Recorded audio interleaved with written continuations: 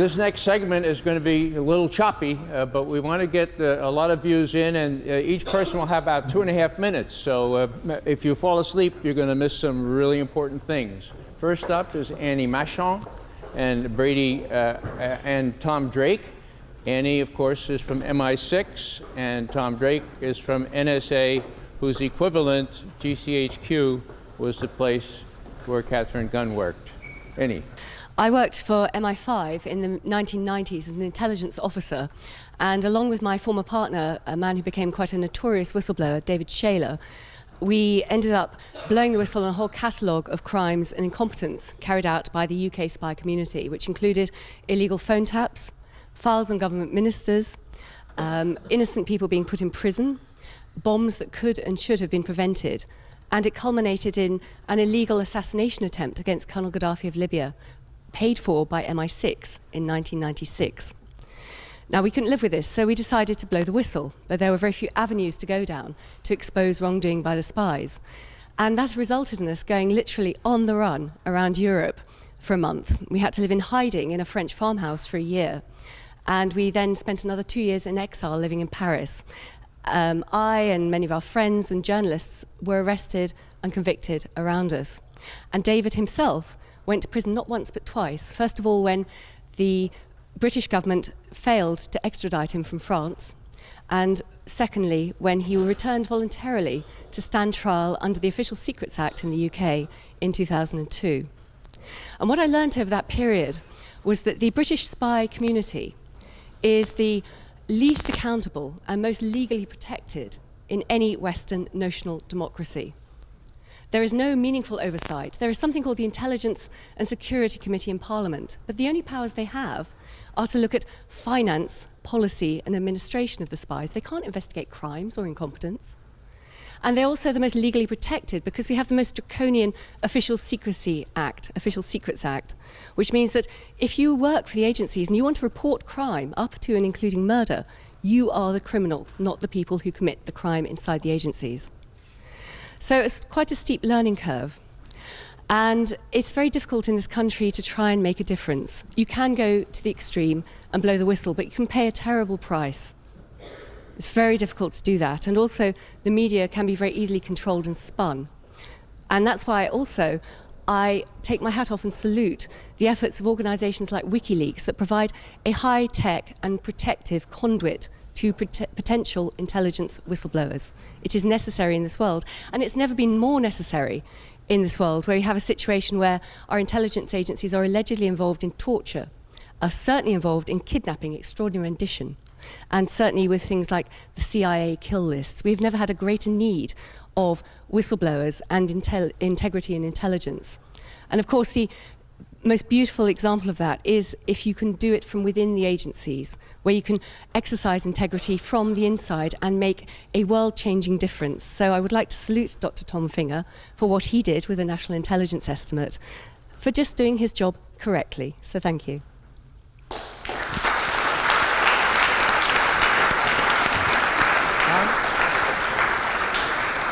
I looked up intelligence in the Oxford English Dictionary. I preferred the archaic form, intelligential, of sound judgment and rationality, as in, quote, the pure intelligential substances require as doth your rationale, from John Milton's Paradise Lost. Yet intelligence without integrity is like an umbrella full of holes, an emperor without clothes, or a tail wagging the dog. When intelligence is employed as an instrument of national power for the purpose of enemizing everything and everyone as an existential threat to national security, then intelligence simply becomes a narrow filter for enabling the ends of policy, justifying the means that leads to pretextual conclusions and decisions having enormous intended and unintended strategic consequences, both at home and abroad. Since 9/11, we are increasingly seeing intelligence establishments value secrecy as primacy over openness, and the mirage of knowing over the transparency of shared information. There are secrets worth keeping and threats worth pursuing, but most secrets are worth knowing in the public interest. without compromising sources and methods. Hiding too much intelligence behind the veil of secrecy often shields intelligence analysts and decision makers from debate and criticism, and enables errors of fact and judgment that too often go unchallenged in order to maintain the status quo worldview. Secret intelligence also functions as a source of power for those who have access, giving the illusion of special knowledge and kept like coins of the realm, often hoarded rather than freely shared, leading to policy failures, misunderstandings of the world, as the information is taken out of context and manipulated for institutional control and self-interest instead of the public interest, and often played out and projected onto the world stage as self-perpetuating militarism, jingoism, and faux national emergencies justifying extrajudicial enabling act executive fiat law. Intelligence is also not an immunity shield to conveniently hide government criminal wrongdoing, incompetence, corruption, illegality, and conduct that the powers that be wish to keep hidden from legitimate public interest, like the illegal U.S. secret warrantless surveillance program that willfully violated the Constitution, or the egregiously unlawful U.S. state-sponsored rendition, detention, and interrogation torture program, or the many billions wasted in boondoggle national security programs, or the falsified and discredited intelligence used to justify the preemptive invasion of Iraq, all reflecting the very conduct of secret government that it's clearly in the public interest to expose and disclose through the integrity of truth tellers and whistleblowers within official channels and in the free press. As I experienced speaking truth to power about government wrongdoing and secret illegal surveillance after 9/11 was turned into treason, including critical material intelligence discovered and shared with congressional investigators that could have prevented 9/11, as well as the incalculable loss of intelligence because the very best of American ingenuity and innovation was never given a chance, and exercising my rights under the First Amendment of the Constitution becoming a criminal act in the eyes of the government and becoming marked as an enemy of the state, facing many decades in prison. And yet truth is often a discomforting reality in an environment of deceit, cover-up, and lies. But it is still the truth, however inconvenient, and it is the truth that sets intelligence free. And so here we are to honor the integrity of intelligence as exemplified by Thomas Fingar and the courage he showed in standing firm with the objective facts without skewing them to fit the desired intelligence preferred, or the convenience of political pressures, or the unilateral prerogatives of power for its own ends. Now we'll hear from Foreign Service Officers Ann Wright and Brady Heasling.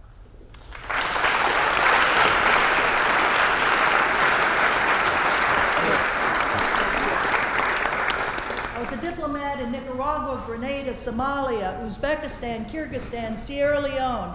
I helped reopen the U.S. Embassy in Kabul, Afghanistan in December of 2001, and then went on to my last assignment, which was in Mongolia, as a deputy ambassador in Mongolia.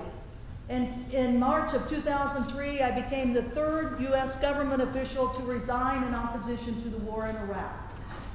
There were only 3 of us in the U.S. government that resigned over the Iraq war.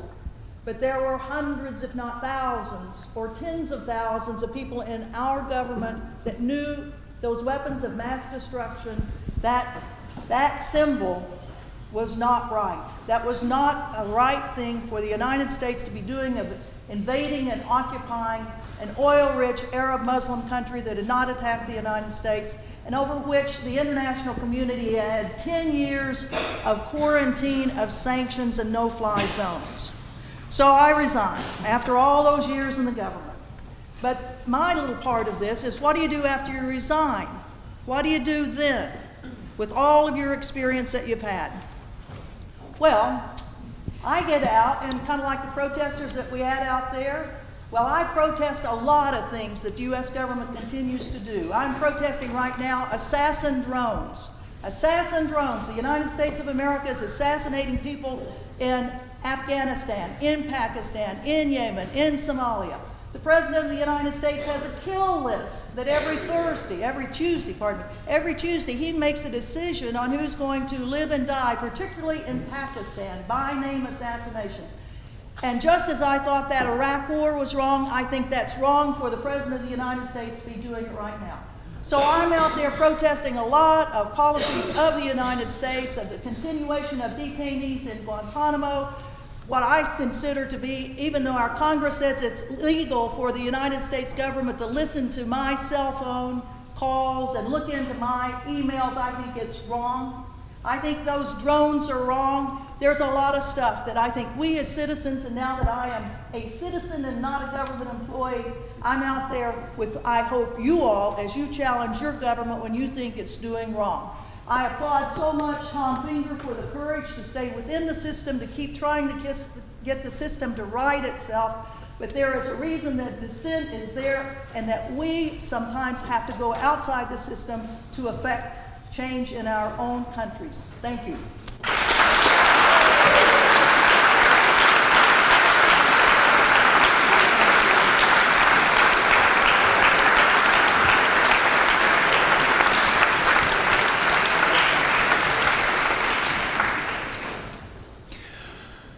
I'd like to thank the union for inviting us. I am expecting confidently that most of the people in this room are members of the union because they see a role for themselves in shaping the future of their country.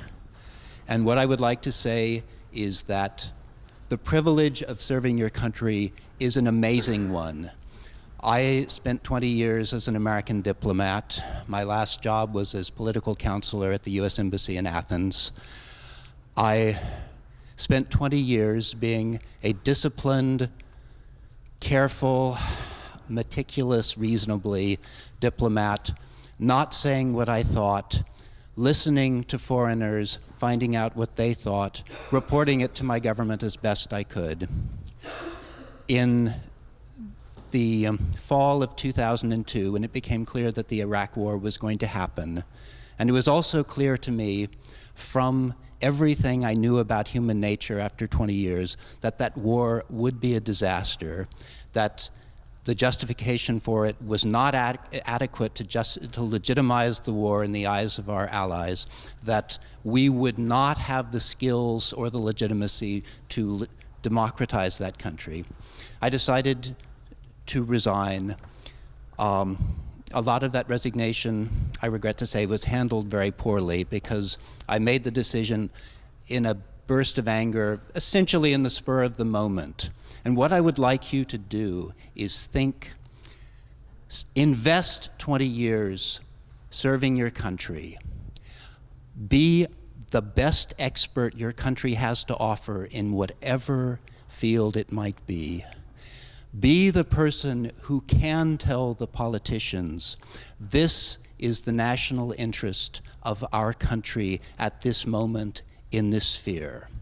And then when the politician says, the national interest is less important than my personal political comfort, that is when you have a role that your 20 years has earned you. And the job of dissent, in practical terms, is to raise the domestic political cost of betraying the national interest in pursuit of selfish domestic political interest.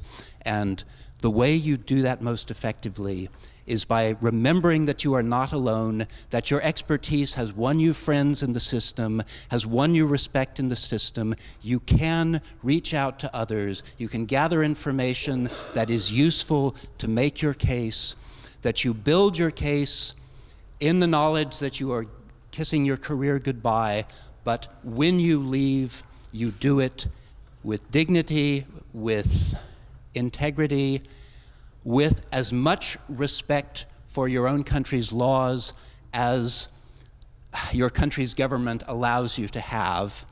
And then when you do it, even though you will probably not be able to avert something like the Iraq War, at least you will know that you have made the best decision you've ever made in your life, and you are still proud of that. Thank you very much.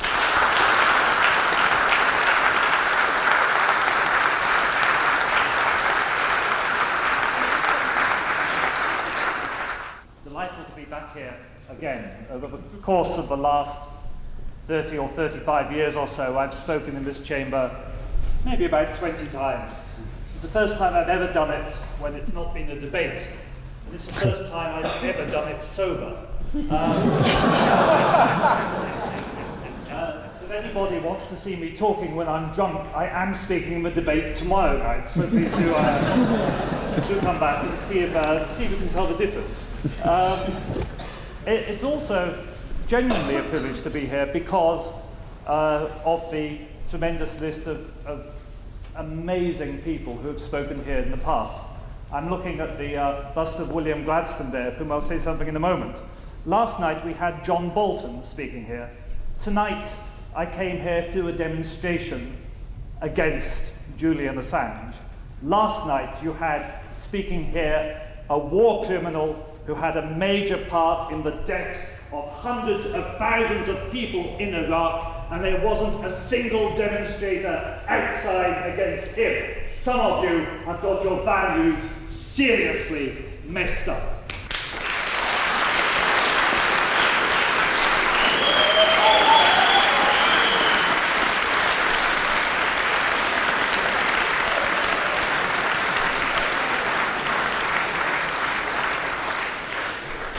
I resigned from the British Foreign Office, in which I was an ambassador, because I came across the torture of people to get so-called intelligence, and I came across extraordinary rendition.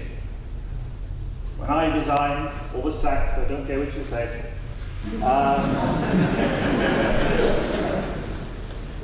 I was proud that I had done the right thing. I had lost my career, I'd lost everything I'd worked for my whole life, but I could sleep at night. I knew that the intelligence got from torture was untrue, because you don't get the truth from torture. Forget these stupid films about Bin Laden, forget 24, forget Hollywood. The vast majority of people tortured for intelligence are completely innocent. And the people doing the torture are the thugs of Mubarak, or the thugs of Karimov, or the thugs of whichever dictator is employing them. And they are not disinterested seekers after truth. They are people wanting to create the narrative their master wants to hear. And unfortunately, we had a period where in pursuit of war, the Western intelligence agencies were knowingly accepting intelligence from torture in order to propound false narratives that pursued war. That is what we were up against. Why we need WikiLeaks and organizations like WikiLeaks, why we need whistleblowers, is you can no longer automatically trust governments. I knew people personally, I'd worked with people, I knew people very, very well who were involved in the preparation of the dossier, the dirty dossier on Iraqi weapons of mass destruction. I actually happen to have had, as a previous job, being in charge of the XEO section monitoring Iraqi attempts at weapons procurement. I can tell you for certain that the majority of people involved in the preparation of that dossier knew it was not true and produced it under political pressure. And I can tell you, I know of people who were in tears. I know of people who were near suicidal. I know of the pressures they put on people. I know what they do to people.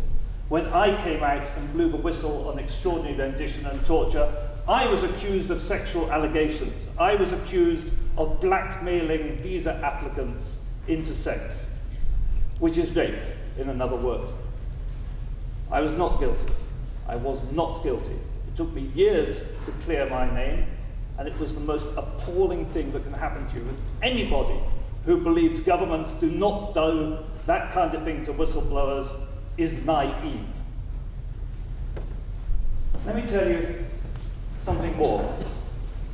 The other reason we need organizations like WikiLeaks is that the space of debate has narrowed because the mainstream media no longer allows a wide area of debate. I said I would come back to Gladstone.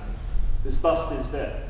While he was leader of the opposition in the 1880 general election, the Third Afghan War was in progress, and Gladstone, in his Midlothian campaign, made a speech in which he said, "Our troops have driven the wives and children of the Afghans into the snows of winter. If they resist, would you not do the same? It is no longer politically conceivable that any leader of the opposition in the United Kingdom would say of people fighting against British troops, if they resist, would you not do the same?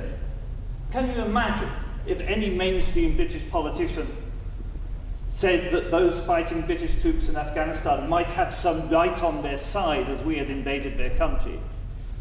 Can you imagine the way they would be drowned out by our ultra-nationalist and militarist media which we have nowadays? There is no longer space in our society for the kind of debate that Gladstone used to enjoy.